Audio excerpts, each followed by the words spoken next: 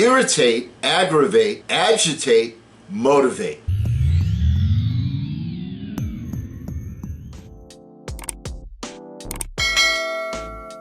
Hello again, everyone. I'm Eli's dad with Project Eli, where we educate, lead, and inspire. And one of the major aims of Project Eli, my channel, is to pass along to everybody some of the things that weren't taught to you in school. How to motivate people, how to lead people, how to achieve, how to accomplish, how to have a dream, how to have a vision. These are critical things. And these are not things that are typically taught in our public schools, nor are they taught at the secondary level as well. They have to be learned from successful mentors that are teaching you, this is the stuff that I went through, these are the things that I've learned, I want to pass them along to you because you are a worthy candidate to take these principles, these concepts, and move forward with them. And one of the things that my major mentor, Bob Anderson, his mantra for me was always the same: irritate, aggravate, agitate, motivate. And boy, was he able to do that successfully with yours truly. I was living in his house. He brought me down to where he lived in West Palm Beach, Florida, and wanted to teach me personally in a huge company, a company with 25 offices, and singled me out, and I'm very grateful that he did. And I lived in his house and got to see what he did during work, during his non-work hours, how he thought.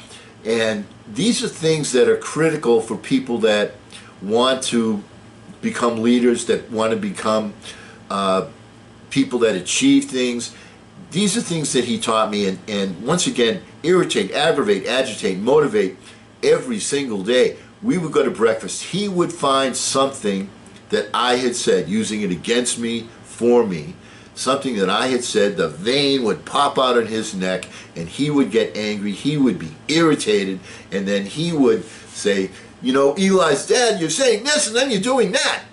And he would point out how dumb some of the things that I would say or some of the things that I would do were, and at the same time point out, you know, this is the way you need to think, this is the way you need to move forward.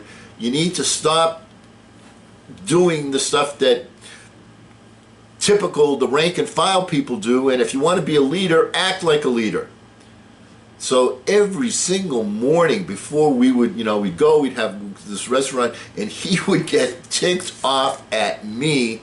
So like the ride from the restaurant to the office was always filled with tension. And then he would make a point, and then that would be his theme for the day, and then I would go and work on that. And these are the things that move people forward. Once again, these are not the things they teach you in school. So what's my point with this? My point is, can we take a look at what's going on in our society right now? It's not just the black community. It's, to quote Jesse Jackson, sort of a rainbow coalition of people that are out there on the streets, and what are they doing? Irritate, aggravate, agitate, motivate. That is their intention.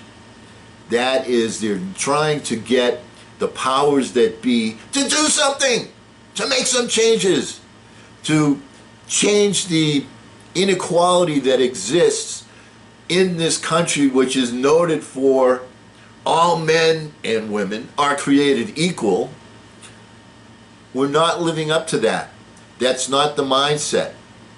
And we need to change that mindset. That is the message. The message is, enough already. Let's get going on it. So what is how is the administration responding to this?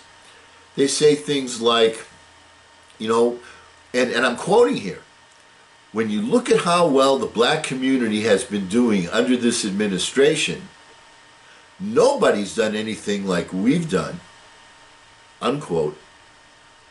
Hello, McFly, wouldn't the black community itself be the best judges as to the progress that's been achieved? Something tells me that the man in the Oval Office still doesn't get it and is putting his agenda forward. It's like, listen to the people, listen what they're saying, and it's not one small faction. It's, I'm recording this on Saturday to be shown on Sunday, and it's been, 20 consecutive days of major protest during a time of a pandemic when close contact with people is a life-threatening activity, and yet people are taking to the streets like soldiers, putting themselves in harm's way in the majority of cases in a peaceful manner to get their thoughts out there, to get what they want to have accomplished out there. And the people in the country are, for the most part, embracing it. So why can't the one guy who is the leader, the voice of the people, why can't he recognize this, take advantage of this opportunity? Opportunities are seldom labeled. Here's an opportunity for him. Why isn't he taking advantage of this and getting everybody to lock arms together and say, now is the time, we're going to make these changes, we're going to pass some laws, and we're going to move these principles that all men are created equal to the next level. That's our objective. I want to make America great again, so let's move to the next level. This is falling on deaf ears. How do we know this? He has a round table. The three of the most important people that should be sitting at the round table in Dallas. What was it? The sheriff, the chief of police, and the district attorney. I'm not sure exactly their titles. But the three most important people, or three of the most important people, were black. They were not invited.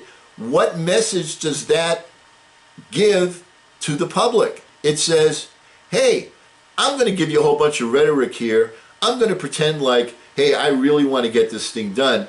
But you know what? I really don't want to listen to the people that can actually make it happen, the people that are in the front lines, the people that have input, and the people that are going to institute the changes that we need to make. So let's have a roundtable meeting and discuss it. But I just want you to be clear, because we're not inviting everybody, that it's kind of a meaningless thing. That's the message I got. That's the message that's being shared out there.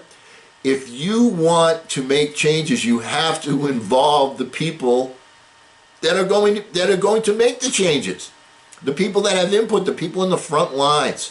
You can't you can't be up there in the ivory tower and see things as perfect, because you have to get down to ground level. And this administration has been on the 101st floor looking down, and all they see is what you see from the 101st floor, which is ants. You see ants running, you see people running around, but you can't distinguish anything. And everything looks good when you're up way, way, way high in the sky. In order to see what's really going on, you've got to be at ground level. You've got to take the input of the people that are at the ground level. And that's what the Founding Fathers intended. They want the people that we elect to be representative of what's happening on the ground. So here's what is going to be happening, and these demonstrations, these protests, are making a clear statement. And the people that are out there, and they're the majority, they're not the minority. The people out there, they're saying, we need changes. The way they're going to make the changes is by voting for the people that are going to get the job done, and not voting for the people that are choosing to ignore what needs to be done on the basis of equality. Is this simple? Is this easy? This is what our system is designed to do. They need to keep the message out there in your face. And we have a long way to November. But keep the message in your face, in everybody's face, because then what will happen is the people that are the prospective leaders, the people that are running for office, will embrace it because they look at themselves as representatives of the people and they want to get elected.